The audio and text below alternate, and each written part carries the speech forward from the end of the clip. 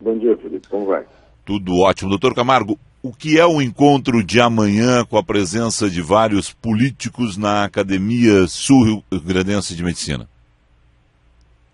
É um embrião de uma ideia de criar um grupo no Congresso Nacional, de uma bancada médica que defenda os interesses da classe que tem sido tão vilipendiada nos últimos anos, nos últimos 2 anos especialmente, com decretos presidenciais inconstitucionais, criando uma animosidade, inclusive, entre a população e os médicos brasileiros, né, que foram apresentados como vilões para a sociedade. Eu acho que a criação de um grupo de suporte dessa classe tão importante como a sociedade constituída é fundamental nesse momento politicamente conturbado da vida nacional.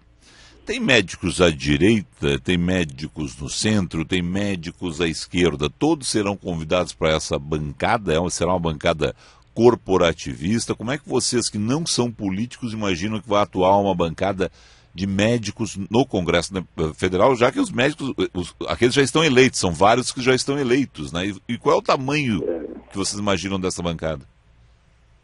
Nós vamos ter uma ideia na conversa amanhã com a constituição desse grupo, que deve ser liderado pelo Dr. Ronaldo Caiado, que é considerado hoje a voz de oposição mais poderosa no Congresso, e que é médico, né?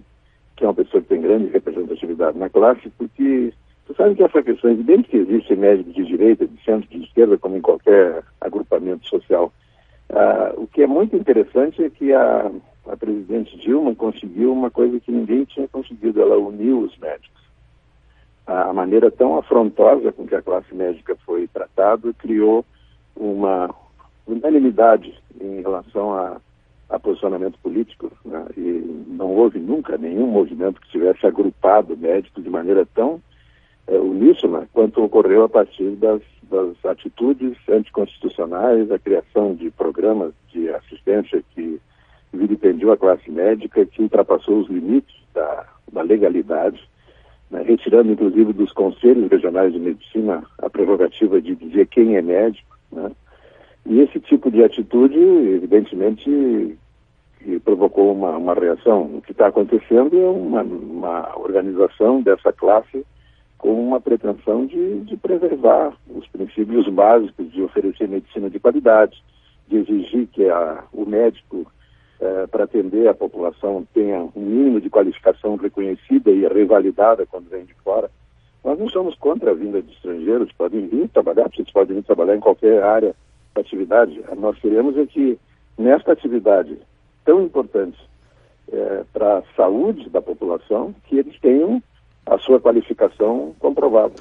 Doutor Camargo, o senhor está falando especificamente nos últimos anos a respeito do mais médicos. Vem aí o mais especialistas. A preocupação de vocês nesse momento com relação aos médicos cubanos que já estão trabalhando no Brasil, tem alguma coisa que vocês vão tentar fazer ainda para reverter isso? Eu acho que insistir com a revalidação, que é uma coisa usada em qualquer lugar do mundo, porque em nenhum lugar do mundo você trabalha como médico sem fazer o exame de revalidação. Em nenhum lugar do mundo. Isso é uma coisa que qualquer republiqueta considera fundamental, que uma pessoa formada em outra escola que tem condições mínimas. Por que houve essa resistência a realizar os exames no Brasil? Porque a pressa de trazer os médicos de fora, especialmente os médicos cubanos, envolvia uma população que é reconhecidamente subtreinada. Eles não têm formação médica, eles são técnicos em saúde. Vamos lá, não o governo no exame de revalidação no Brasil, com toda certeza, assim como não passaram na Costa Rica, assim como eles já fizeram exames em outros lugares e não foram aprovados. Deixa eu voltar técnicos em saúde, perdão.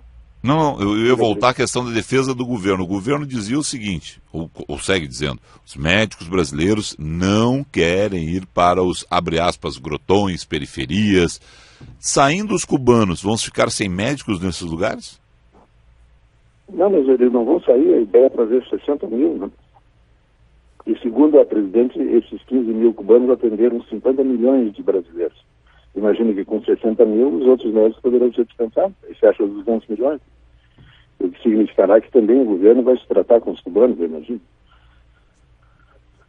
Mas a competição, na verdade, não é cooperativista. Nós não temos nenhuma preocupação de competição de mercado, porque os cubanos que atendem nesses grotões, além de ser um número pequeno, né, em relação à população médica brasileira, eles estão expostos ao sacrifício médico, que eu acho inacreditável e que quase ninguém comenta nunca, que é a tortura para o médico de trabalhar num lugar que não tem mínimas condições de cuidados básicos do paciente, e eles vão para lá assistir mortes evitáveis.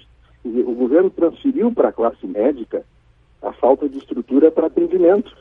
O que eles tinham que fazer era desenvolver centros de habilitação para atendimento médico nesses lugares, hospitais de referência junto a essas comunidades, para que os médicos se sentissem confortáveis trabalhando lá. Porque a visão que o leigo tem da atitude médica de rejeição a esses lugares é eminentemente mercantilista, e não é esse o problema. Não é uma questão de ganhar mais ou menos, até porque o salário que eles oferecem é um salário razoável para quem está começando a trabalhar em medicina. A questão não é essa, a questão é em que condições eles vão trabalhar. Uhum. E por que ninguém fica lá? E pode oferecer o que quiser, que eles não ficam lá. Porque é muito ruim trabalhar num lugar onde você vai assistir mortes que você sabe que são evitáveis se tivesse o mínimo de recurso naquele local. Né? Uhum.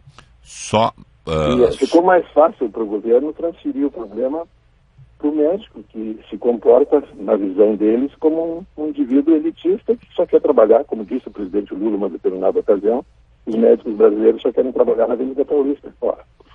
Quantos médicos atendem na Avenida Paulista? Os médicos deles, né? Porque as pessoas do alto escalão do governo se tratam no Ciro Libanês. Elas não querem saber de para onde serão encaminhados os cubanos ou os hondurenhos, as pessoas que têm vindo para prestar atendimento médico no Brasil, em troca de salário, que para o cubano ainda é mais vil, porque eles ficam com um quinto, um sexto do salário que é pago, o resto vai para o governo cubano. Esse encontro de amanhã é um encontro exclusivo para médicos? O senhor imagina que pessoas interessadas de outras categorias vão participar? Como é que vocês formataram o evento de amanhã? A reunião da Academia de Medicina não é aberta ao público. Né? Tem uma sessão administrativa para os acadêmicos e depois sempre tem uma sessão em que se discute interesse e assuntos de interesse da comunidade geral. Tivemos um problema técnico, mas acho que recuperamos o sinal tranquilo. Doutor Camargo, o senhor me ouve bem? Muito bem. Doutor Camargo, para fechar então, a sessão de amanhã é aberta. Me diga o seguinte, eu não tenho programa nesse sábado, não vou ter programa domingo, podemos conversar na TV no domingo, 10 da manhã no Poder RS? Com certeza, vai ser um prazer.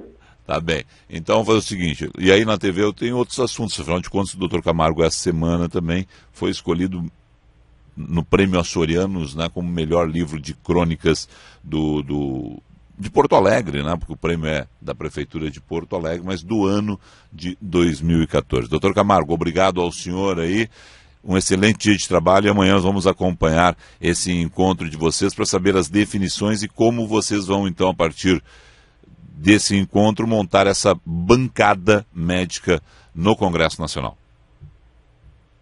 Muito obrigado pela oportunidade e um bom dia, Felipe.